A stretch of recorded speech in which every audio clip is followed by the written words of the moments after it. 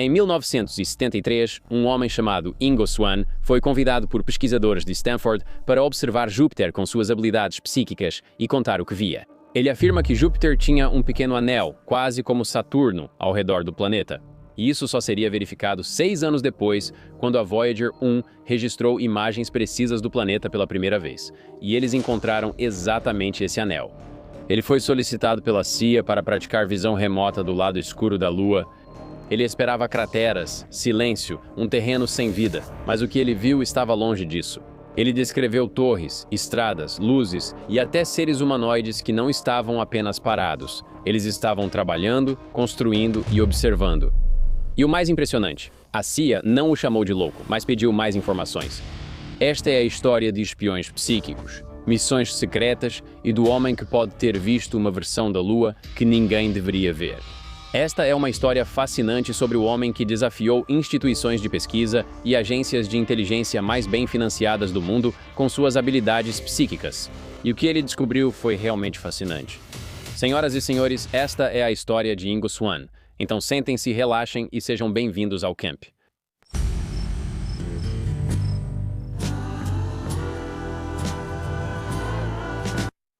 E aí, pessoal, bem-vindos de volta ao camp.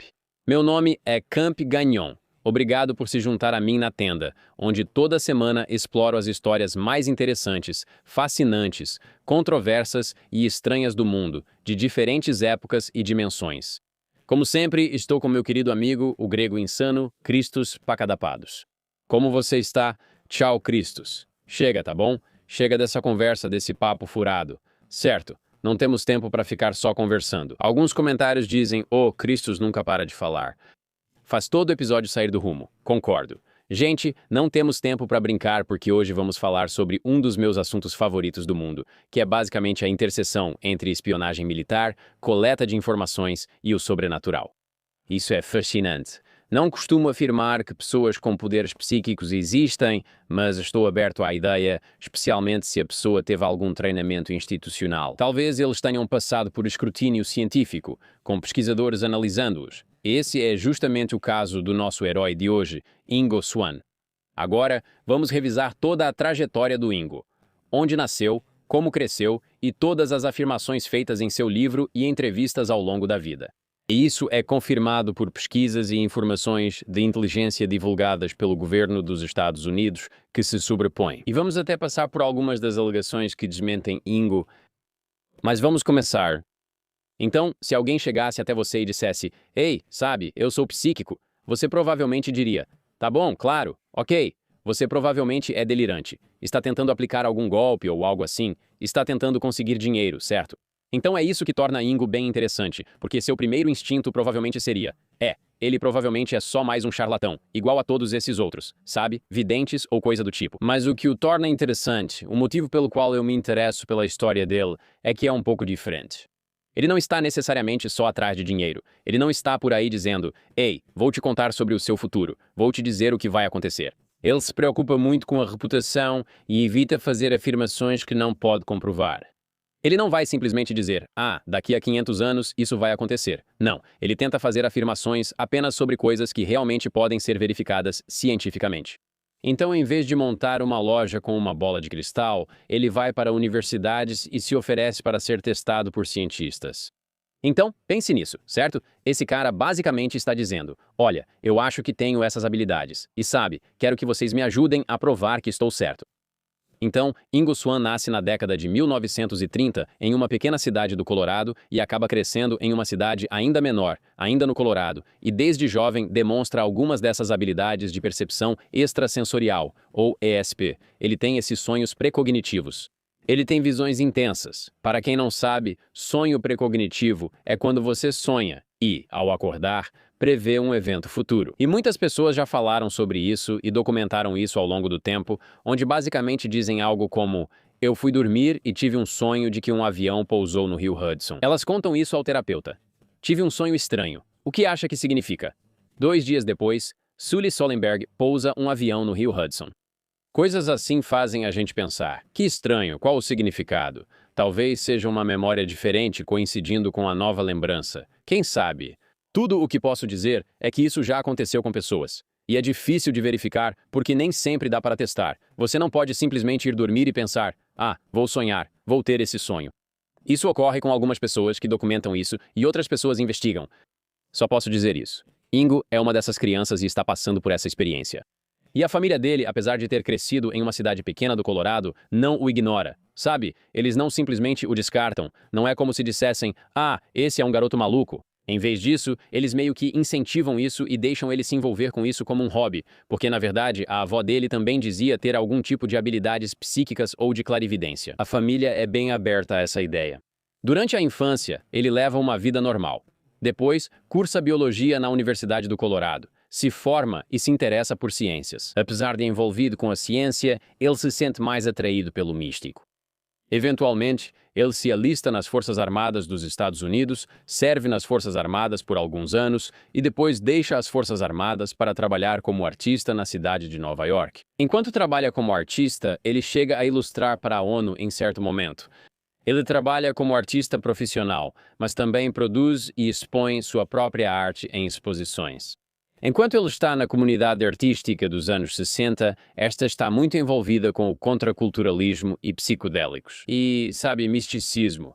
E todas essas coisas de estudos extrasensoriais, sobrenaturais e paranormais.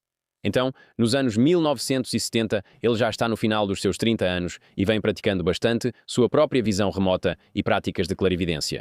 Ele acaba participando de experimentos na Sociedade Americana de Pesquisas Psíquicas. Agora, isso não é apenas um grupo marginal se reunindo no porão de alguém. Esta organização legítima existe desde o fim dos anos 1800, fundada por acadêmicos que desejam estudar fenômenos paranormais com métodos científicos reais, como deve ser feito na ciência. Você tem esse padrão científico de testes. E se alguém diz que tem essa habilidade maluca, é tipo, tudo bem, vamos testar isso. Eles prepararam o teste para Swan e foram diretos, certo? Eles o sentam em uma cadeira e tentam projetar sua consciência para dentro de caixas lacradas com símbolos ou objetos. Agora, esse é um teste que basicamente vai tentar ver se ele é capaz de fazer o que é conhecido como visão remota. Agora, se você não sabe o que é visão remota, basicamente você pode pensar em algo como Stranger Things. Isso meio que popularizou a ideia de visão remota. Basicamente, alguém através de privação sensorial, cobrindo os olhos, cobrindo os ouvidos, é capaz de enviar sua consciência ou a visão mental para um lugar diferente. Talvez em outro cômodo, ou talvez dentro de uma caixa, ou talvez, sabe, do outro lado do mundo, para outro país, ou até mesmo fora do nosso planeta, em algum outro lugar do universo.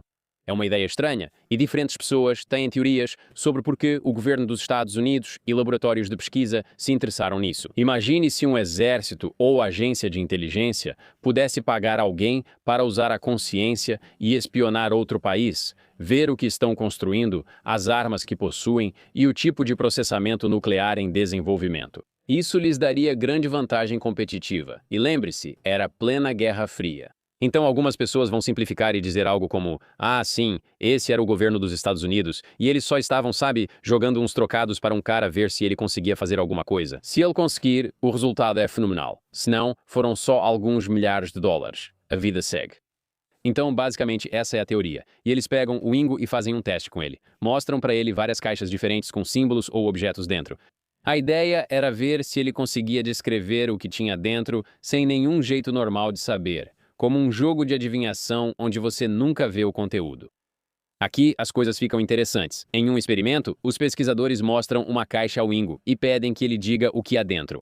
E ele se concentra por um tempo e então apenas levanta a cabeça e diz, nada, só escuridão. O pesquisador pensa, tudo bem, falhou, mas tudo certo. Vamos tentar outra coisa. Mas Swan interrompe e diz, não vejo escuridão só por ser escuro. A lâmpada dentro da caixa está queimada. E o pesquisador provavelmente pensa, ok, isso é estranho. Então ele vai até a caixa e a abre. E de fato, a lâmpada dentro da caixa está completamente queimada. Esse momento realmente mudou muito para Ingo Swan. E não foi só que ele demonstrou algum tipo de percepção em comum. Foi a maneira como ele fez isso. Ele não fez algum tipo de declaração vaga e geral que pudesse ser interpretada como estou em um vazio total. Foi tipo, não, tem uma lâmpada que está apagada e eu não consigo ver o objeto. Ele deu uma explicação clara e testável. E os pesquisadores confirmaram. Você acertou. Isso fez todos os cientistas prestarem atenção. Então, a abordagem de Swan nesses experimentos era honesta. Quando ele errava alguma coisa, ele admitia. E quando ele não tinha certeza sobre algo, ele dizia, eu não sei. E ele não tentava transformar seus erros em acertos ou fazer tudo parecer significativo. Ele era muito direto, tipo, olha, às vezes eu consigo ver as coisas, às vezes não. Eu não sei por quê. Ele conduzia essas sessões como testes científicos, com certo e errado bem definidos. A notícia sobre a precisão incomum de Swan se espalhou pela comunidade e chamou a atenção dos cientistas. Antes de ser recrutado pelo governo, Ingo precisou basicamente provar que suas habilidades eram mais legítimas. A lâmpada queimada foi só o começo, pois quando se espalhou que alguém poderia realizar visão remota ou fenômeno paranormal, as pessoas começaram a comentar, como fazem há séculos. Agora, há um homem que diz fazer isso sob análise científica. E é aqui que as coisas ficam interessantes. Ele entra em contato com o Instituto de Pesquisa de Stanford. Sim, é Stanford, aquela universidade prestigiada, uma das faculdades ou universidades mais famosas e renomadas do mundo inteiro. O Instituto de Pesquisa é bem financiado, tem grande equipe e é chamado de SRI. Então, o SRI não era apenas uma instalação de pesquisa comum. Essa é a mesma organização que vinha conduzindo experimentos de visão remota para o governo, discretamente há anos. E isso acaba desempenhando um papel no projeto Stargate, sobre o qual vamos falar um pouco mais tarde. Ao saberem que Swan conseguia identificar o conteúdo das caixas, os pesquisadores do SRI passaram a considerar ideias mais ambiciosas. Se esse cara podia olhar dentro de uma caixa do outro lado da sala e descrever com precisão o conteúdo, e se direcionassem a habilidade dele para algo mais desafiador, como outro planeta? Não, eu sei o que você pensa. Parece insano, mas lembre-se, não são pesquisadores malucos em uma garagem, e sim um dos laboratórios mais sérios e financiados do mundo. Eles já observavam resultados incomuns com diferentes praticantes de visão remota e o que a visão remota podia fazer. Então decidiram tentar. E aí, pessoal? Em 1973, procuraram Swan com uma proposta que parecia insana. Queriam que ele fizesse uma visão remota de Júpiter. E o interessante é que Ingo Swan disse não. O raciocínio dele foi muito inteligente. Ele só praticava visão remota com alvos verificáveis, como olhar dentro de uma caixa e descrever o que via, por exemplo, um X vermelho, que podia ser conferido. Então, para ele, qual o sentido de descrever algo impossível de verificar? Naquela época, nos anos 70, não existia imagem clara de Júpiter. Quer dizer, obviamente você podia ver coisas através de um telescópio, mas nunca tinham realmente enviado uma sonda para lá ou mandado qualquer tipo de satélite próximo para realmente tirar imagens. E Swan sabia que muita gente afirmava ter habilidades psíquicas e que a maioria provavelmente era iludida ou fraudulenta. Swan então perguntou aos pesquisadores como confirmariam o que ele via e qual era o objetivo disso. Disseram a Swan que Júpiter não foi escolhido ao acaso e que a NASA já enviara sondas Pioneer a caminho do planeta. A Pioneer 10 foi lançada no ano anterior e chegaria a Júpiter no fim de 1973. A Pioneer 11 seguiria em 1974. Então, qualquer coisa que Swan observasse poderia eventualmente ser comparada com dados reais das espaçonaves que, futuramente, enviariam informações detalhadas sobre Júpiter. Então, Swan ouve isso e pensa, tudo bem, vamos tentar, certo? Era isso que ele sempre insistiu, uma forma de verificar suas observações, então ele concordou. No dia do teste, Swan sentou-se e descreveu o que via enquanto, segundo seu livro, projetava sua consciência para Júpiter. E o que ele descreveu, segundo alguns, era incrivelmente detalhado para alguém que nunca havia estudado aeroespacial, astrofísica ou algo do tipo. Ele falava de Júpiter como um planeta coberto por um manto de hidrogênio e grandes tempestades giratórias semelhantes a ciclones. Ele comentou sobre a cor das nuvens e citou cristais de gelo na atmosfera. E parece meio louco, mas quando as sondas Pioneer finalmente chegaram a Júpiter, começaram a enviar dados de volta. Praticamente tudo o que Swan havia descrito foi confirmado. A atmosfera de hidrogênio, as tempestades giratórias, as cores e os cristais de gelo estavam lá exatamente como ele descreveu. E os céticos dentro do laboratório de pesquisa, como bons cientistas, é claro, tinham suas explicações. Eles apontaram que algumas dessas características podiam ser observadas ou até mesmo deduzidas a partir de telescópios baseados na Terra.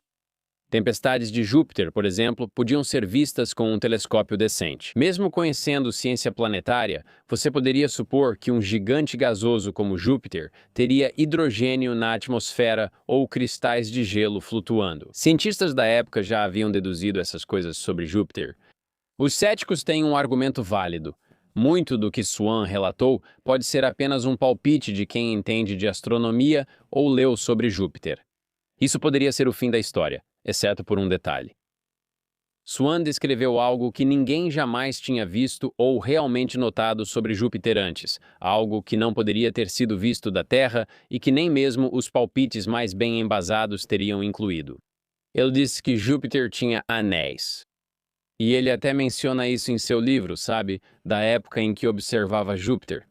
Ele diz que não são anéis comuns, mas específicos. Segundo Swan, Júpiter tinha um sistema de anéis semelhante ao de Saturno, mas bem menor e muito mais próximo do planeta. Ele descreveu como composto de poeira e pequenos asteroides. E isso formava uma espécie de faixa ao redor de Júpiter que seria quase impossível de ver da Terra. E quando Swan fez essa afirmação, todo mundo achou que ele tinha finalmente exagerado, que ele foi longe demais. Como se agora ele estivesse apenas inventando coisas. E os anéis de Saturno eram óbvios. Eles eram conhecidos desde o século XVII.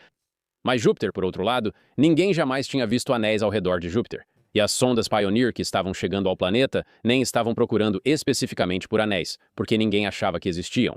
E de fato, quando a Pioneer 10 e a Pioneer 11 chegaram a Júpiter em 1973 e 1974, elas não detectaram nenhum anel. Então é isso. Ingo estava errado. Ele fez uma observação. Disse que há nuvens vagas e um anel, mas as sondas foram lá e disseram que não há anel. Mas a história não termina aí. Porque em 1979, 6 anos depois da sessão de visão remota de Swan, a Voyager 1 chegou a Júpiter com instrumentação mais avançada e uma trajetória diferente das missões Pioneer. E quando a Voyager 1 olhou para Júpiter com o Sol atrás do planeta, isso criou as condições de luz perfeitas. E as câmeras da espaçonave capturaram algo que ninguém esperava. Havia exatamente, como Swan havia descrito, um sistema de anéis tênue ao redor de Júpiter. Não tão grande quanto o de Saturno, mas definitivamente presente, composto por poeira e pequenas partículas localizadas muito próximas ao planeta e praticamente invisíveis da Terra.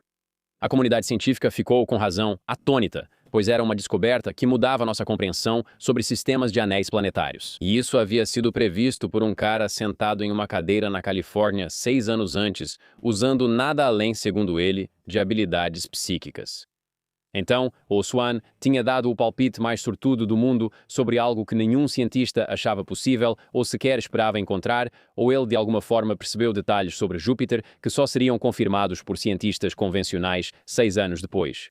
O experimento de Júpiter teve tanto sucesso que atraiu a atenção de pessoas muito mais poderosas que a equipe universitária. Pessoas que começaram a se perguntar o que mais Swan poderia ser capaz de ver se dessem a ele os alvos certos e os recursos certos. E essas pessoas tinham perguntas específicas para as quais queriam respostas. Perguntas sobre lugares que ficavam muito mais próximos de casa do que Júpiter, mas potencialmente muito mais sensíveis do que qualquer coisa que Swan já tivesse visto antes.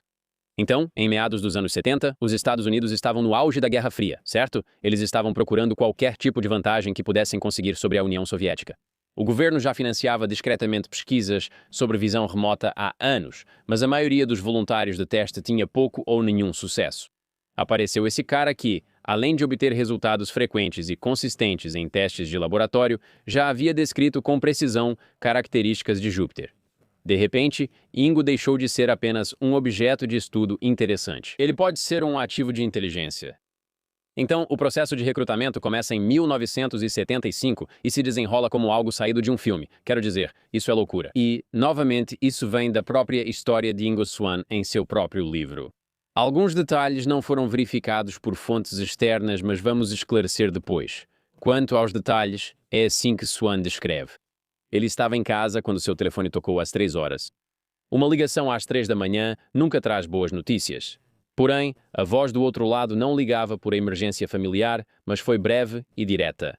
Swan foi instruído a viajar para Washington, D.C., e ao meio-dia, exatamente às 12 horas, ele deveria ficar em frente à exposição do elefante na rotunda central do Museu de História Natural. Era só isso.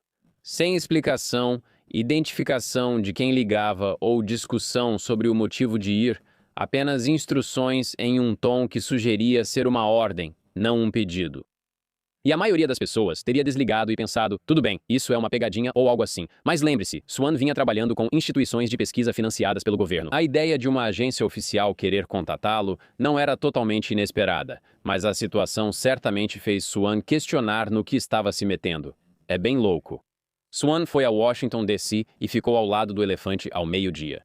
E bem no horário combinado, um cara vestido quase como um militar, com um corte de cabelo bem feito, simplesmente se aproximou dele e não se apresentou nem puxou conversa. Em vez disso, ele lhe entrega um cartão e simplesmente vai embora. E o cartão tem apenas uma mensagem breve. Diz, não fale. Não pergunte nada. Isso é para a nossa segurança e a sua. Por favor, siga-me. Agora, se eu estivesse nessa situação, provavelmente só iria embora. Você pensa, isso é insano. Só vou te seguir. Ninguém mostrou distintivo, só um cartão. Ele recebeu uma ligação às 3 da manhã, agora ele segue um homem para fora do Museu de História. Mesmo assim, a curiosidade vence e ele segue o homem até o carro que os aguardava. E dentro do carro tem outro cara com um estilo meio militar, tipo, sabe? Aquele tipo de agente de inteligência. E Swan depois chamou esses dois de gêmeos em seu livro, pois, segundo ele, pareciam muito semelhantes. O segundo homem dá outro cartão a Swan. Não fale. Precisamos revistá-lo para procurar aparelhos de escuta. Revistaram ele no carro, buscando equipamentos de gravação ou vigilância. Não é paranoia, certo? Você precisa se colocar no lugar dele. Na Guerra Fria, ambos os lados buscavam infiltrar as operações de inteligência rivais. A possibilidade de Swan ser um agente soviético ou estar sob vigilância estrangeira era uma preocupação real. Após a busca, Swan recebe um terceiro cartão. Gostaríamos da sua ajuda em um projeto que combina com seu talento. Você se sente confortável em um helicóptero?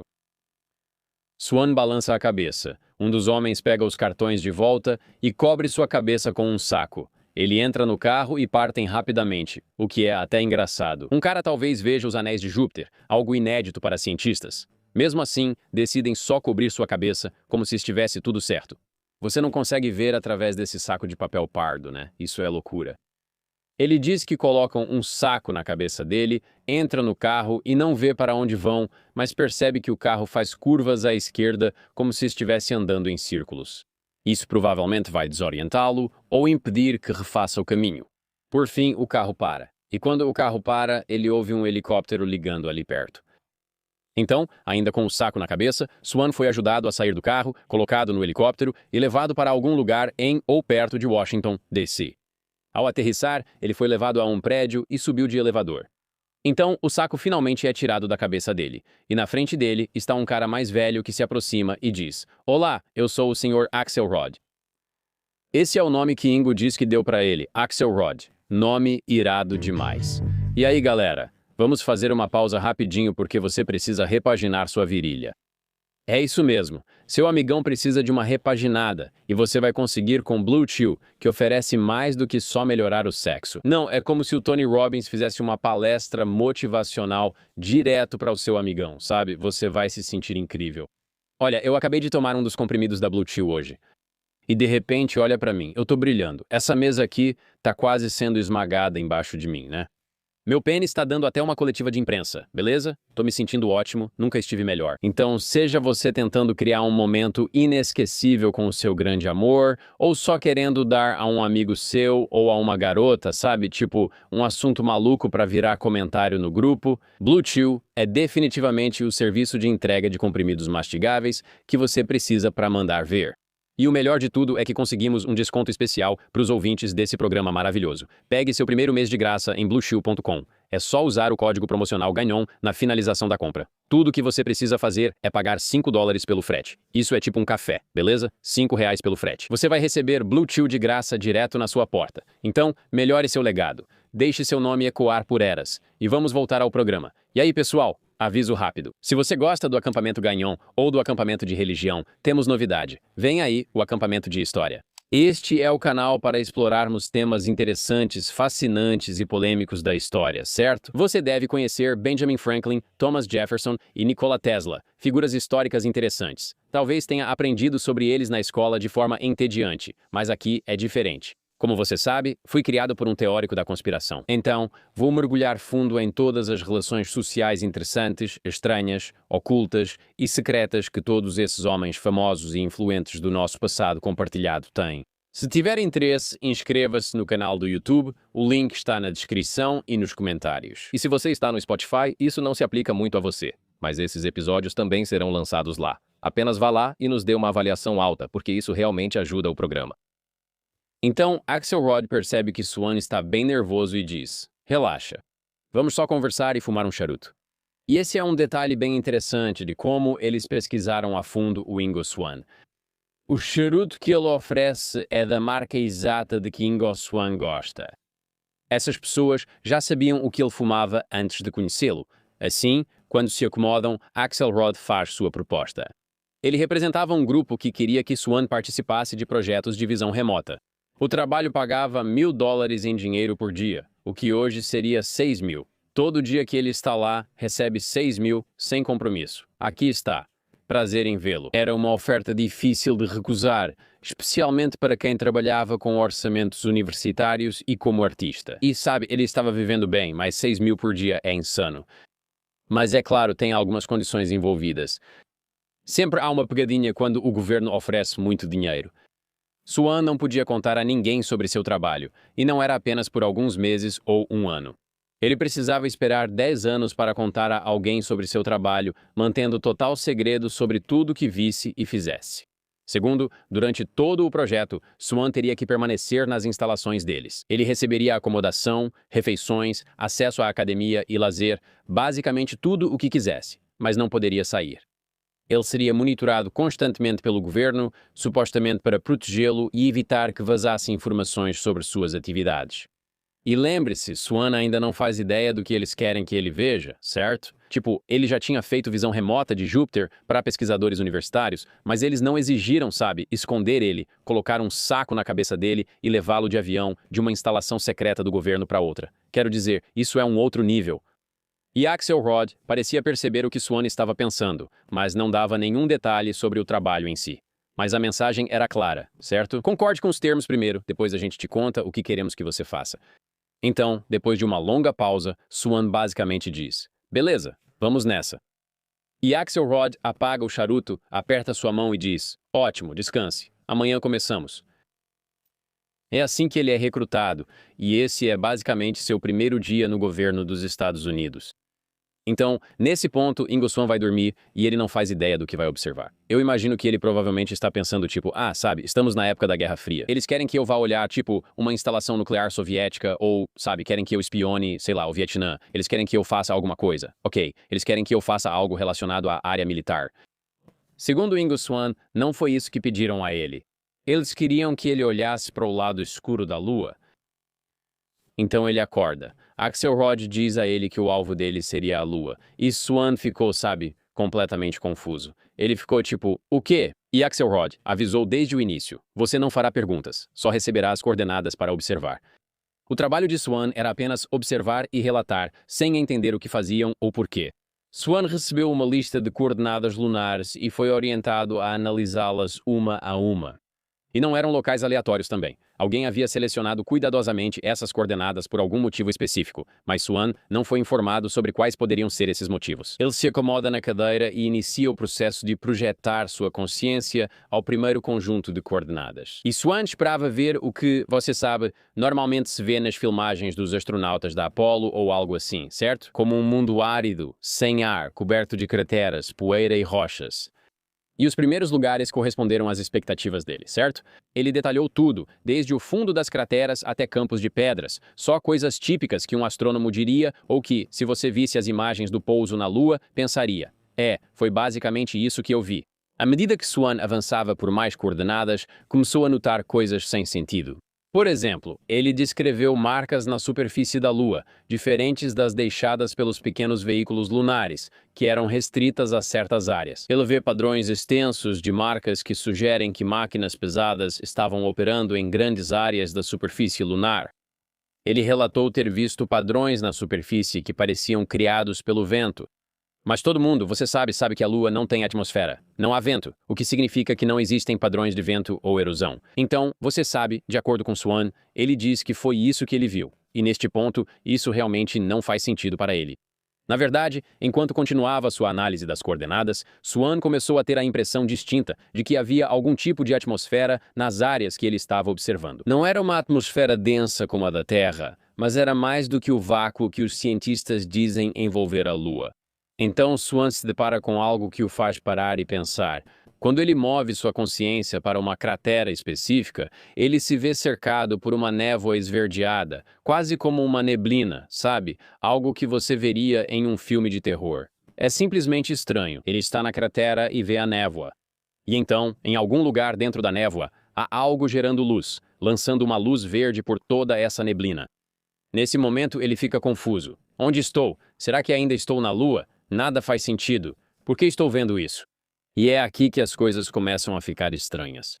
Swan observa, de acordo com o próprio livro, que a luz que ele estava vendo era difusa, em vez de ser uma luz forte e intensa, como você esperaria na Lua, certo?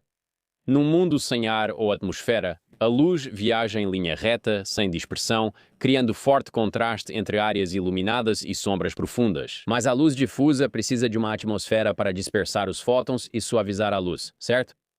Então, se Swan estava vendo luz difusa na Lua, algo estava dispersando a luz. Isso não fazia sentido para ele. Então ele começa a se aproximar para investigar a luz. E ele descreve ter visto algo que parecia um aeroporto ou algo assim. E não parecia uma formação natural, mas claramente estruturas artificiais que lembravam pistas de pouso e quase como uma base militar. Ele viu grandes edifícios semelhantes a hangares, estradas ligando áreas, torres de várias alturas e maquinário pesado.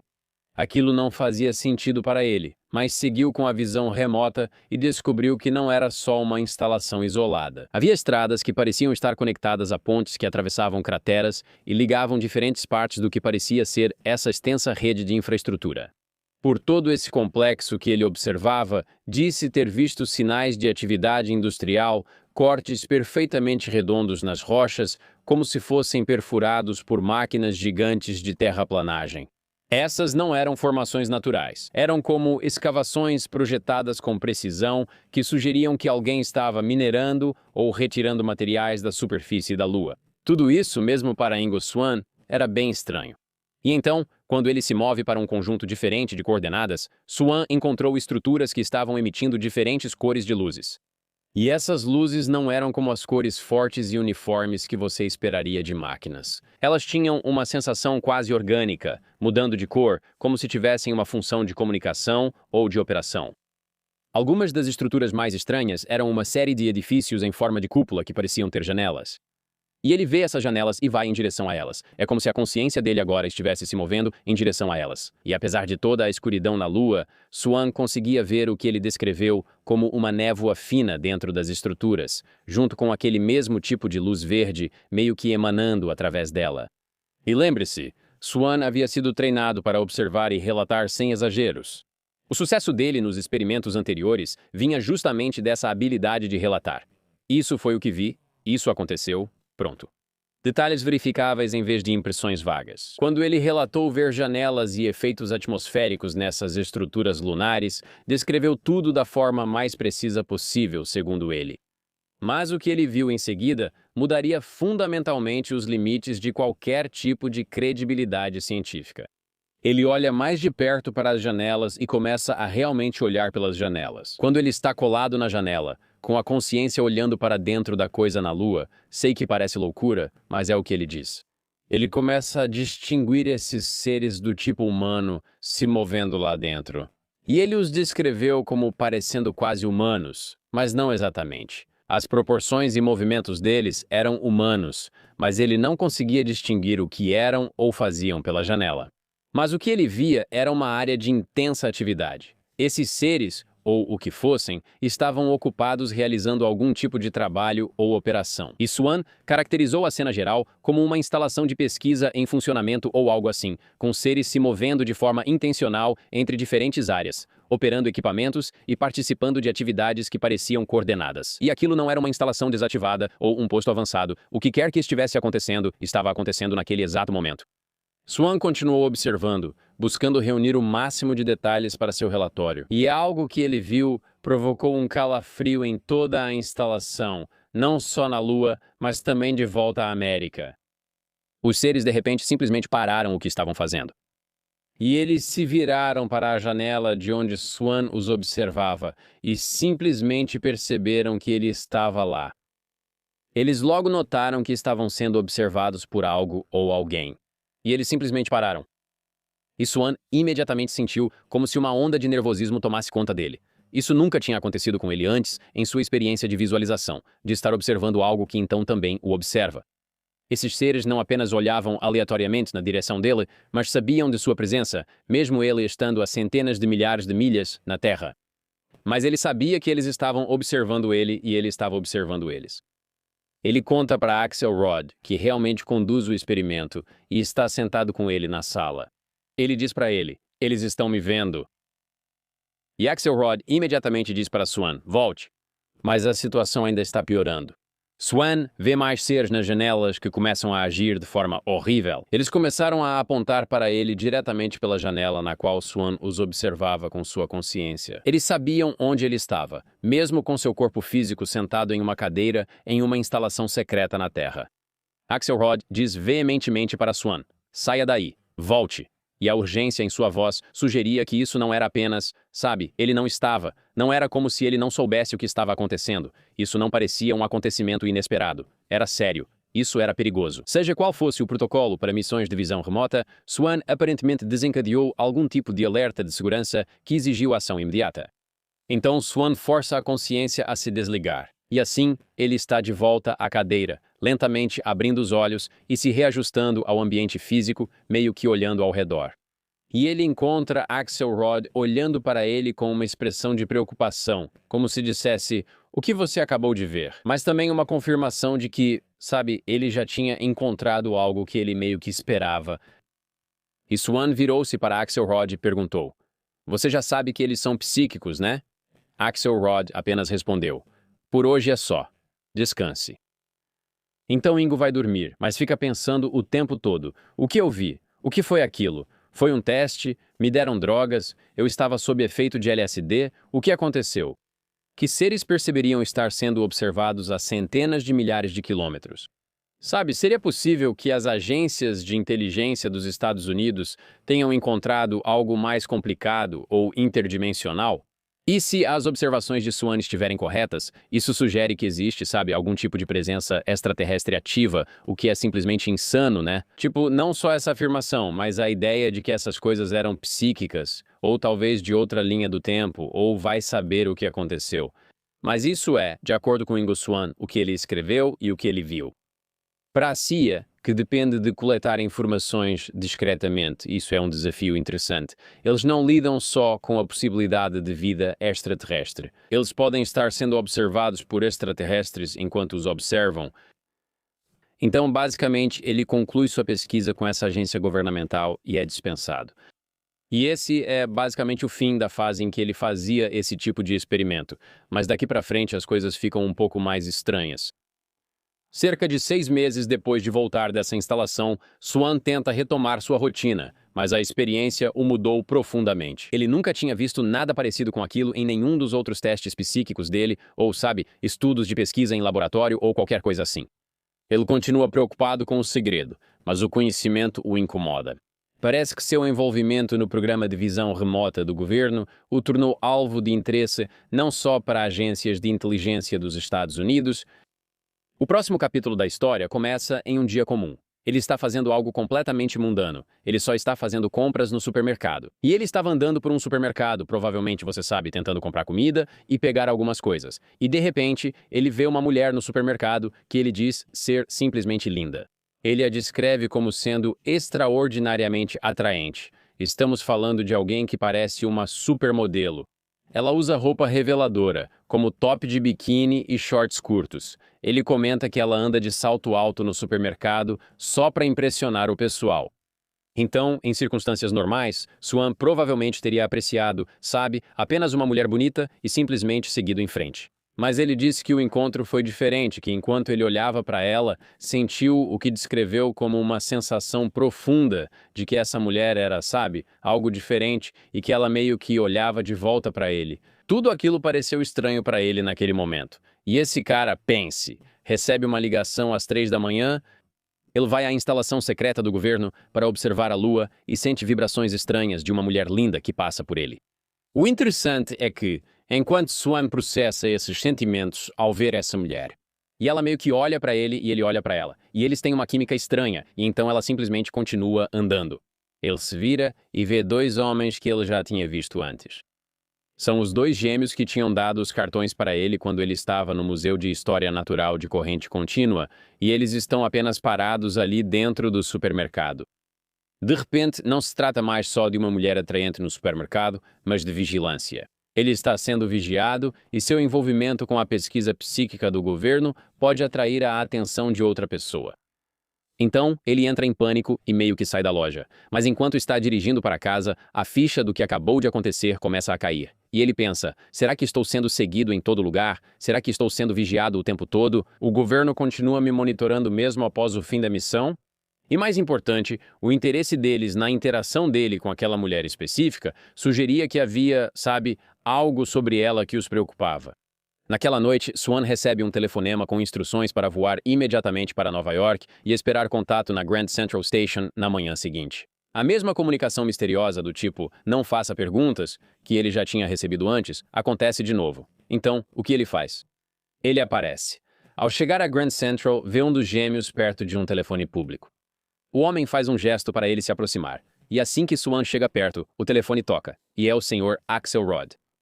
Axelrod logo interroga Swan sobre o encontro com a mulher, querendo saber tudo. Você já tinha visto ela antes? Ela percebeu você? Você se aproximou dela? Tentou fazer contato? E se ele tinha sido seguido por ela? Qual era a relação entre eles? A intensidade do interrogatório de Axelrod mostrou que não era mera curiosidade. O governo estava genuinamente preocupado com essa mulher, quem ela era e por que Swan e ela estavam se encontrando de alguma forma. No início, Axelrod desconfiava de Swan, perguntando se ele a conhecia ou se ela o procurava de propósito. Quando Swan afirmou firmemente que nunca a vira antes e não sabia quem era, seu tom passou de desconfiado a protetor. Ele basicamente diz a Swan, se a vir de novo, não fale, não se aproxime, evite-a a todo custo. E durante a mesma conversa telefônica, Axelrod e Swan falam sobre visão remota e sobre como estão as coisas com o progresso pessoal dele na visão remota, sabe? Naquilo que era a paixão dele, basicamente. E Swan diz para ele que está chegando perto de uns 65% de precisão, mas ainda não chegou lá. Axelrod então lhe dá instruções específicas. Ele diz que, quando a precisão dele chegar a 65%, ele deve escrever o número 65 em um pedaço de papel, deixar em sua mesa e não contar para ninguém, e que eles entrariam em contato. Por cerca de um ano, Swan foca em aprimorar a visão remota enquanto tenta assimilar tudo o que aconteceu, da missão lunar ao fato de ter sido seguido no supermercado. Ele pratica e aprimora suas técnicas, melhorando a precisão gradualmente. E quando finalmente atinge os 65%, ele segue as instruções. Ele escreve 65 em um pedaço de papel e o coloca em sua mesa antes de ir para casa naquela noite. Na manhã seguinte, Swan descobriu algo que reforçou o quanto ele estava sendo monitorado ou talvez observado por visão remota. Apesar do fato de que seu escritório estava trancado e ninguém sabia o código de acesso, o bilhete havia sumido. No lugar do bilhete havia uma leve camada do que parecia ser pó e, escrito nesse pó, basicamente duas palavras diziam: espere contato. Alguém não só entrou no escritório trancado sem disparar nenhum alarme ou deixar sinais de arrombamento ou algo assim, mas eles também deixaram uma mensagem usando um método que parecia lembrar Swan de que essas pessoas tinham capacidades muito além da vigilância normal.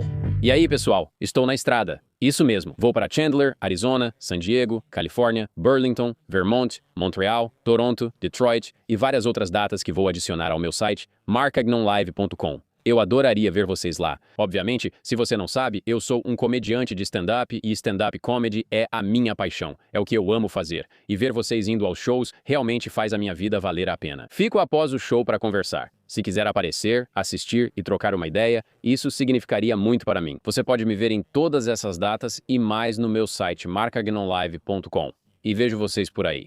E aí, galera, vamos dar uma pausa porque temos produtos da Camp Research and Development. Dá para ver aqui. Além disso, meu camarada Andrew Schultz estava só curtindo com a família dele, se divertindo. De repente, um cara chega nele e fala: "E aí, Schultz?" E adivinha o que ele estava vestindo? Essa camisa aqui. Então, um salve para essa lenda, seja lá quem você for. Você é fera. Valeu mesmo. E se você quiser garantir suas próprias roupas da Camp Research and Development, é só ir em camperd.com. Estamos lançando vários itens novos. Veja algumas imagens dos nossos produtos. Ao comprar uma camiseta, você apoia diretamente o funcionamento do programa, fazendo grande diferença. Sou muito grato a quem usa nossos produtos, principalmente nos shows. Ver vocês com as camisetas nos eventos faz minha vida ser incrível. Eu não consigo acreditar que as pessoas realmente estão usando roupas que eu e meus amigos criamos e mandando mensagens no iMessage do tipo: "E aí, você acha isso legal?" É a coisa mais maluca do mundo, e eu sou muito grato a todos que fazem isso. Dá uma olhada, o link está na descrição. Vamos voltar para o programa. Então, alguns dias depois, o contato acontece da forma mais casual possível. Swan ia almoçar no refeitório da universidade quando o Sr. Axelrod apareceu, aproximou-se como um velho amigo e perguntou: "Você pode se ausentar por 3 ou 4 dias?" Quando Swan disse que sim e perguntou para onde eles iriam, o Sr. Axelrod apenas sorriu e fez uma pergunta que deve ter deixado Swan com a cabeça a mil. Ele só olha para ele e pergunta: "Você já viu um OVNI?" Não foi só a pergunta, mas como ele perguntou, casual, porém cheio de significado. Era como se o que fariam não fosse só estranho, mas algo que mudaria novamente a compreensão de Swan sobre a realidade.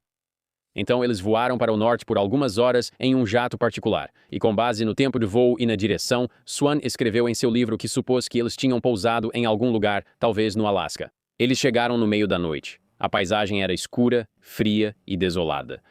Então, Swan, Axelrod e os dois gêmeos, aqueles caras ligados à inteligência que ele já conhecia, entraram em uma van sem identificação. Swan recebeu um macacão térmico para o frio e teve que remover objetos de metal, como relógios e fivelas de cinto, para evitar interferência com equipamentos sensíveis ou criar algum tipo de assinatura eletromagnética.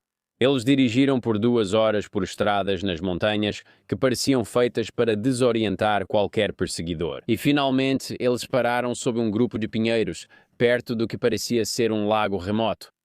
Axelrod destacou que o silêncio total era essencial para a segurança e que a caminhada até o ponto de observação seria uma caminhada de 45 minutos sem que pudessem falar ou fazer barulho. Os gêmeos usavam algo parecido com óculos de visão noturna. Enquanto Swan não tinha nada e mal conseguia ver alguns passos à sua frente na escuridão, eles enfim chegaram ao destino, à beira do lago. Axelrod sussurrou as instruções finais para Swan. Ele deveria observar tudo o que acontecesse, mas precisava permanecer completamente em silêncio e o mais imóvel possível. Swan escreveu que Axelrod o alertou sobre eles, que são seres ou forças que poderiam detectar essas perturbações com muita facilidade. Quando Swan perguntou quem eles eram, Axelrod simplesmente colocou o dedo nos lábios e foi tipo: "Cara, fica quieto mesmo." Os 4 homens se posicionaram de frente para o lago e aguardaram, mas nada aconteceu por um bom tempo. Então, um dos gêmeos faz um gesto sutil com a mão e Axelrod avisa que estava começando. Swan inicialmente não notou nada em comum. Havia névoa sobre o lago, algo comum devido à diferença de temperatura entre a água e o ar, mas ele continuou olhando e viu a névoa mudar. E, em vez daquela névoa acinzentada normal, a névoa começou a emitir sua própria luz. Primeiro, ela brilhou com o que Swan descreveu como um azul neon, e depois mudou para o que ele chamou de roxo furioso. Então, algo emergiu da água que desafiou todas as expectativas que Swan poderia ter sobre o que eles estavam prestes a observar. Ele relata em seu livro que era uma nave triangular de cerca de 27 metros de largura, que saiu direto do lago e não flutuava na superfície como um barco. Na verdade, emergia debaixo d'água, como se estivesse submerso. E a nave emitia um zumbido baixo e pulsante que Swan disse que ele podia sentir tanto quanto podia ouvir. Quando a nave se estabilizou sobre a água, feixes de luz dispararam de vários pontos de sua superfície. Esses não eram holofotes nem luzes de navegação. Eram feixes de energia concentrada que atingiam locais específicos ao redor do lago, como se estivessem mirando deliberadamente. Os homens decidiram sair dali e conseguiram se mover a tempo, pois um dos feixes atingiu o local onde estavam sentados instantes antes. Swan ouviu um estalo alto, quase como um trovão ou algo assim, e então sentiu arrepios, sabe? Quase como se fosse uma descarga eletromagnética. Então, seja lá o que fossem aqueles feixes, de acordo com Swan, eles tinham energia suficiente para basicamente danificar qualquer coisa no caminho. Mas a parte mais impressionante desse encontro ainda estava por vir. Enquanto Swan observava a nave enquanto eles se moviam para a nova posição, ele testemunhou algo que basicamente violava tudo o que ele achava que sabia sobre física. A água do lago estava sendo puxada para cima, em direção à nave. Ele basicamente descreveu como uma cachoeira invertida, como se a nave estivesse extraindo a água do lago para algum propósito. E todo o encontro, segundo ele, durou cerca de 15 ou 20 minutos, embora ele afirme que o tempo parecia meio distorcido durante o evento e ele não tem certeza de quanto tempo realmente durou. Então, tão repentinamente quanto apareceu, a nave desceu de volta para o lago e desapareceu sob a superfície. No caminho de volta para o aeroporto, todos permaneceram completamente em silêncio. Swan olhava pela janela, tentando processar o que havia testemunhado e tentando encaixar aquilo em algum tipo de estrutura lógica. E quando o sol começou a nascer, eles chegaram ao aeródromo. Swan finalmente quebrou o silêncio e disse: "Acho que sei o que está acontecendo." Axelrod o encorajou: "Vá em frente." E Swan basicamente disse que acreditava que era um drone não tripulado em uma missão de reabastecimento, que eles, estão minerando na Lua e precisam da nossa água por algum motivo. E foi a primeira vez que Swan começou a ligar os pontos entre sua visão remota da Lua e o desenrolar desse encontro com o OVNI. Se de fato houvesse atividade industrial na superfície da Lua, como ele relatou, essas operações não surgiriam do nada e exigiriam suprimentos. Um recurso essencial para qualquer operação contínua, especialmente em terrenos hostis, é a água. Axelrod sorriu levemente, segundo Swan, sem confirmar ou negar a teoria. Apenas apertou a mão de Swan, agradeceu pelo serviço e presença e apontou para o avião. Swan voltaria sozinho de avião e, como ocorreu, nunca mais veria o Sr. Axelrod ou os gêmeos. Mas as implicações de tudo o que ele tinha vivido, desde a Lua até essa mulher misteriosa e agora até o OVNI, ficariam com ele pelo resto da vida. Porque, se as conclusões dele estiverem corretas, isso significaria que a Terra não está apenas sendo visitada por seres extraterrestres, mas que esses seres estavam ativamente explorando nosso planeta e nossos recursos para sustentar algum tipo de operação em grande escala. O fato de nosso governo parecia estar ciente disso e manter tudo em segredo nos níveis mais altos, levantava muitas dúvidas sobre o que mais eles sabiam ou por que isso não era divulgado publicamente. Então, Ingo Swan acabou vivendo, uma vida longa, e continuou fazendo esse tipo de pesquisa e, eventualmente, publicou um livro que meio que abalou o mundo paranormal e parapsicológico. E ele acabou falecendo em 2013, mas definitivamente deixou uma história que durou muito tempo. E você provavelmente está pensando a mesma coisa que todo mundo. Quanto disso a gente pode realmente acreditar, né? Quero dizer, estamos falando de um espião psíquico, bases industriais alienígenas e a colheita feita por OVNIs. Parece até um filme. É simplesmente insano. E parece que, esse cara talvez tenha inventado ou talvez exagerado. Mas aqui está o que torna a história de Swan um pouco diferente de, abdução alienígena típica. Então, há alguns elementos disso que podem ser verificados externamente. Por exemplo, as bases de toda a história, o trabalho de Swan com a CIA. Isso não é uma afirmação sem fundamento que devemos aceitar pela fé. Documentos da CIA divulgados depois confirmam a participação de Swan nos programas de visão remota. E você pode ler esses documentos por conta própria no próprio site da CIA. Basta procurar informações sobre o projeto Stargate. Você encontrará centenas de páginas de documentos desclassificados, detalhando décadas de investigação deles sobre fenômenos psíquicos e visão remota. Esses documentos não só citam Swan, mas trazem relatórios detalhados de suas sessões, avaliações de precisão e análises de seu valor como ativo de inteligência. E isso não era alguma opressão marginal escondida em um porão.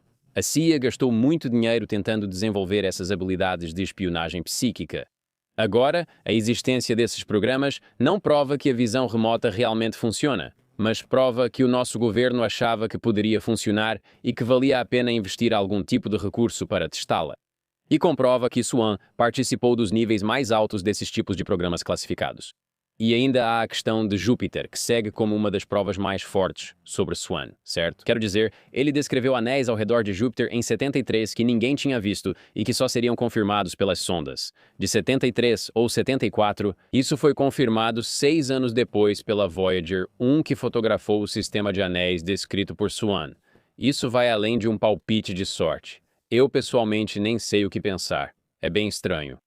Pessoas que trabalhavam diretamente com Swan dão depoimentos convincentes sobre sua credibilidade e não eram ingênuos quanto a fenômenos psíquicos. Eles são cientistas, profissionais de inteligência e pesquisadores que tinham razões para duvidar dessas afirmações, retirar pessoas do programa e suspender pagamentos.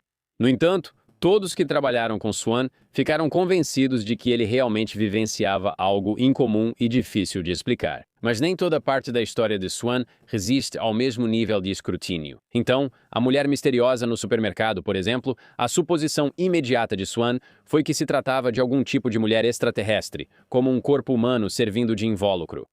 E mesmo pelos padrões das outras experiências dele, essa é bem estranha. Há uma explicação muito mais lógica, dado o contexto histórico, de que provavelmente ela era uma espiã soviética. Lembre-se, isso é nos anos 70, bem no meio da Guerra Fria. Os Estados Unidos e a União Soviética estão envolvidos no que você poderia chamar com precisão de uma corrida armamentista psíquica, certo? Ambos os lados buscam desenvolver qualquer vantagem em inteligência ou habilidade que o outro não possua. E isso inclui essas operações de inteligência paranormal. Documentos desclassificados mostram que soviéticos e americanos tinham programas de visão remota e tentavam espionar um ao outro. O fato de Swan estar sob vigilância da inteligência americana e eles terem o alertado sobre essa mulher. Isso sugere que ela representa algum tipo de ameaça à segurança, provavelmente uma armadilha soviética. Uma mulher bonita que se aproxima de espiões ou agentes de inteligência americanos bem-sucedidos para obter informações deles. O encontro com o OVNI no lago é outra parte da história que levantou muitas suspeitas. Quero dizer, tudo isso é simplesmente insano e conveniente. Axelrod sabia quando a nave apareceria. Se o objetivo era só fazer Swan observar e confirmar a existência, por que não fizeram isso por visão remota? Afinal, ele conseguia olhar para Júpiter, então provavelmente também poderia alcançar o Alasca. E o fato de que eles tiveram que transportá-lo fisicamente até o local onde tudo aconteceu como esperado, sugere que isso pode ter sido algum tipo de demonstração ou algo assim, em vez de um encontro genuíno com um OVNI. Talvez eles estivessem testando tecnologia militar experimental e quisessem ver como ele interpretaria isso, ou talvez estivessem testando o próprio Swan para ver como ele reagiria a esse tipo de encontro estranho. As observações da Lua são as mais difíceis de avaliar, pois não podem ser facilmente verificadas de forma independente. A NASA controla quais fotografias da Lua divulga ao público e tem sido notoriamente silenciosa sobre qualquer coisa que possa ser considerada anômala ou muito estranha. Outros visualizadores remotos de programas semelhantes relataram descrições da atividade lunar que coincidem com as observações de Swan. A consistência entre participantes de um mesmo programa não garante precisão. Isso pode apenas provar que talvez todos estejam sendo influenciados de alguma forma consistente, ou talvez tenham ouvido a história de Ingo e estejam apenas repetindo o que ouviram dele. Aqui chegamos à questão central, que define sua interpretação do restante. Você acredita que a visão remota é possível? Se você não acredita, então, é claro, nenhuma das afirmações dele sobre o que viu em qualquer lugar pode ser levada a sério. E que talvez ele tenha sido influenciado por esses pesquisadores e, você sabe, talvez ele tenha dado um palpite de sorte. Talvez ele fosse inteligente e intuitivo, tenha lido alguns livros ou conversado com astrônomos de sucesso e adivinhado sobre os anéis de Júpiter. Quem sabe?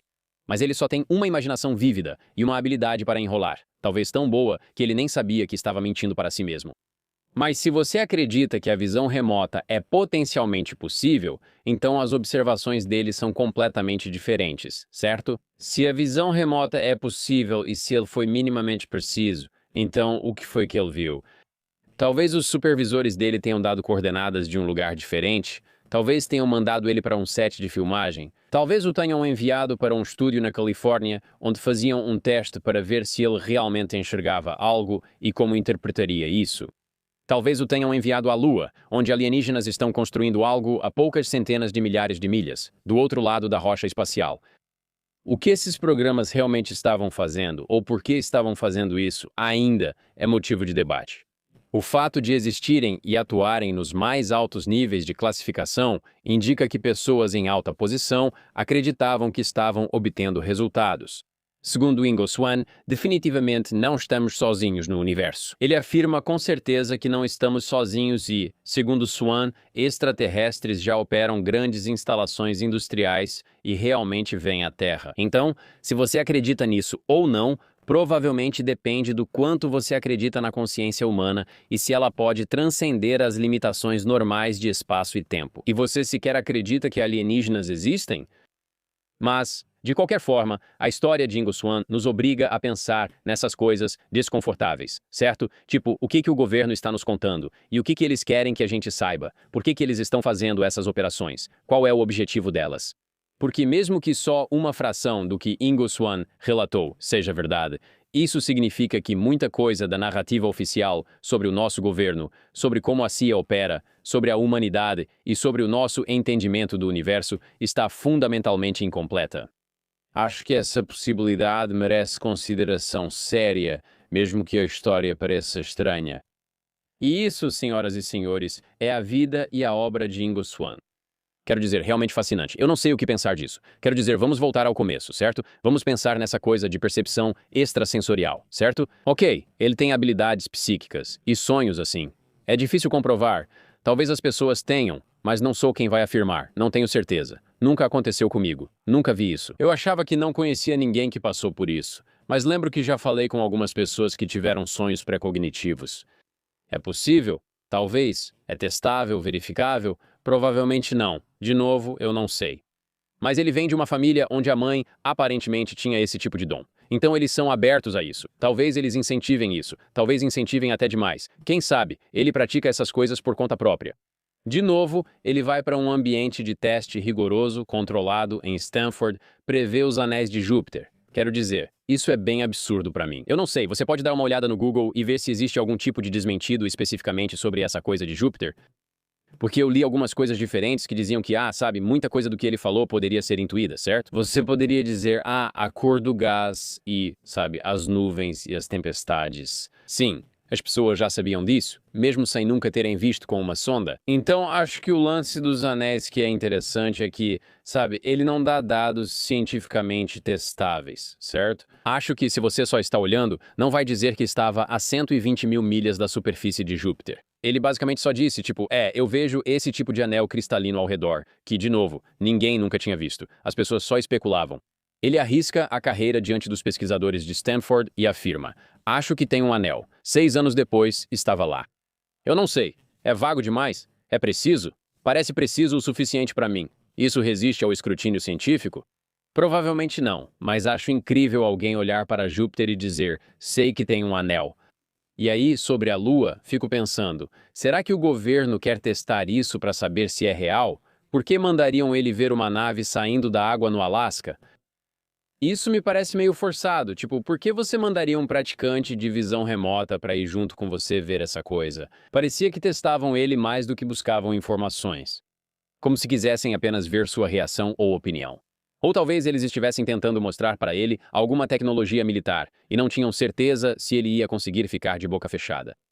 E aí eles pensaram, vamos fazer esses testes com ele, que são legítimos, onde estamos tentando descobrir se a visão remota é possível. Vamos mostrar para ele tecnologias militares estranhas e dizer que são alienígenas, só para assustar. Quando ele contar sua história em público, muitos vão descartá-lo como charlatão. Isso pode acontecer. E aí, a mulher na história parece claramente uma armadilha soviética, mas ele achava que ela era uma alienígena. Meio que prova pra mim que ele tá meio fora da realidade, falando de alienígenas um pouco demais. Não sei, essa é minha conclusão. Eu também fico pensando, tipo, eu acho que esse lance de visão remota, pessoalmente, é que, sabe, você tá numa época de Guerra Fria. O governo dos Estados Unidos está tentando descobrir qualquer maneira de conseguir uma vantagem sobre os soviéticos. Eles ouvem falar dessas pessoas que aparentemente têm habilidades psíquicas. Stanford está fazendo algumas pesquisas. Suponha que o governo dos Estados Unidos destine $1 milhão para essa pesquisa para ver se há algum resultado. Para mim, isso é o que você chamaria de baixo custo e alto impacto. E você pensa, como $1 milhão pode ser baixo custo, no orçamento de defesa dos Estados Unidos, isso representa só 0,00001%. Com US$ 1 milhão, você pode montar um pequeno laboratório e testar pessoas que afirmam ser clarividentes para ver se obtém resultados. Se você conseguir fazer isso, é como investir todo o seu dinheiro em Bitcoin em 2012. Você comprou na baixa e o impacto é muito alto. Se esse cara realmente tiver habilidade de visão remota, claro, vamos pagar 1 milhão por ano e obter informações secretas incríveis. Então eles acabaram encerrando o projeto Stargate, dizendo que nada, sabe, realmente substancial saiu disso. Eu, sei lá, sou meio cético. Eu sinto que esses tipos de programas só mudam de nome e ficam circulando por aí. Disseram que acabaram com o MK Ultra. Provavelmente ainda estão fazendo alguma versão disso. Qual era o motivo desses testes? Eu acho que é menos sobre alienígenas colhendo coisas na Lua e mais sobre, tipo, como esse cara dentro da comunidade se sente em relação a isso. Como isso vai mudar as narrativas? Como vamos controlar a reação das pessoas? Se esse cara aparecer, ele vai ser um delator? A gente consegue moldar como as pessoas veem alienígenas e coisas soviéticas? Podemos controlar um pouco a conversa? Não sei ao certo. Estou sendo vago, mas é meu sentimento geral. Christos, o que você acha? Acho que o principal está sendo ignorado. O livro dele se chama Penetration e tem uma dama de vermelho. Só minha opinião. Quero dizer, isso é picante. Concordo totalmente. O que vocês acham? Quero dizer, deixem um comentário aí embaixo. Se você nunca ouviu falar de Ingo Swann, como essa história faz você se sentir? O que ela faz você pensar? E se você já ouviu falar dele, talvez tenha pesquisado muito mais do que eu. Eu adoraria saber o que você pensa. O que você acha sobre visão remota? Outras pessoas já realizaram projetos de visão remota semelhantes sob escrutínio científico verificável? Gostaria de ler mais sobre essas pessoas. Sinceramente, não sei o que pensar sobre visão remota. Parte de mim acha meio loucura. Parece que, se isso fosse possível, já teria sido absolutamente comprovado cientificamente. E você poderia simplesmente pesquisar no Google alguém que faz isso o tempo todo. Talvez isso já exista. Talvez eu precise aprender mais sobre visão remota. Eu não sei, mas, por outro lado, eu penso assim. Eu não descarto esse tipo de coisa em que o governo investe dinheiro ativamente. Parece que pode haver algo aí. Existe uma chance, mesmo que pequena, de que talvez esteja acontecendo alguma coisa. Mas eu não sei. Eu adoraria saber o que vocês acham. Por favor, deixem um comentário. Mais um episódio do Camp. Obrigado por se juntarem a mim na minha barraca. E eu vejo vocês na próxima semana para mais histórias, descendo cada vez mais fundo pela toca do coelho do estranho, bizarro e inexplicável de todos os tempos, de todos os lugares, de todos os mundos que já existiram. Vejo vocês lá. Paz. Se você chegou até o final deste episódio, claramente é alguém que entende que por trás de cada evento histórico existe uma verdade mais profunda esperando para ser descoberta. Você entende que a história real é mais fascinante que a ficção, e valorizamos isso em você. Serei honesto. É exatamente por isso que eu pessoalmente convido você a se inscrever no Hoje na História, nosso boletim informativo gratuito que vai além da superfície dos eventos históricos. Exploramos histórias que os livros didáticos nunca contaram, segredos que desafiam o curso das nações e contos esquecidos que merecem ser lembrados. Vamos seguir juntos nessa jornada de descobertas. Transfira a conversa dos fones para sua caixa de entrada. Inscreva-se agora no Hoje na História pelo QR Code ou pelo link na descrição, porque todo dia guarda um segredo esperando para ser revelado. Obrigado por fazer parte da nossa jornada histórica. Nos vemos na próxima.